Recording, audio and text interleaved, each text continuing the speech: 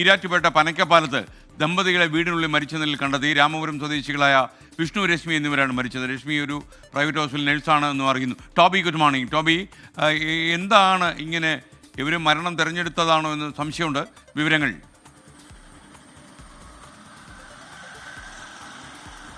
Good morning S K. തീർച്ചയായിട്ടും ആത്മഹത്യയാണോ അതോ മറ്റെന്തെങ്കിലും ആണോ എന്ന് ഇപ്പോൾ നമുക്ക് പറയാൻ സാധിക്കത്തില്ല.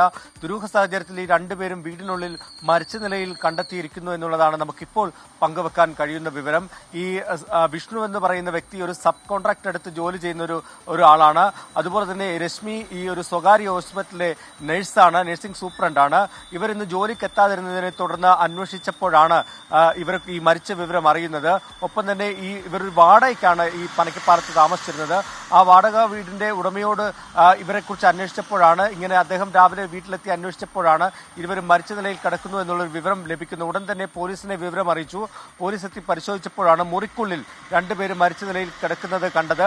മറ്റൊരു പ്രധാനപ്പെട്ട കാര്യം, ഇവർ മരിച്ചു കിടക്കുന്നതിന്റെ സമീപത്ത് നിന്നും ഒരു സിറിഞ്ച് കൂടി കണ്ടെത്തിയിട്ടുണ്ടെന്ന് നമുക്കിപ്പോൾ വിവരം ലഭിക്കുന്നുണ്ട്. എന്തെങ്കിലും മരുന്ന് കുത്തിവെച്ച് ആത്മഹത്യ ചെയ്തതാണോ അതോ മറ്റെന്തെങ്കിലും ഉണ്ടോ എന്നതൊക്കെ ഇനി പോലീസ് കണ്ടെത്തേണ്ടിയിരിക്കുന്നു. എന്തായാലും ഒരു ദുരൂഹ സാഹചര്യത്തിലാണ് ഈ മരണം സംഭവിച്ചിരിക്കുന്നത്.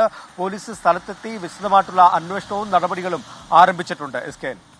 Okay, thank you Toby.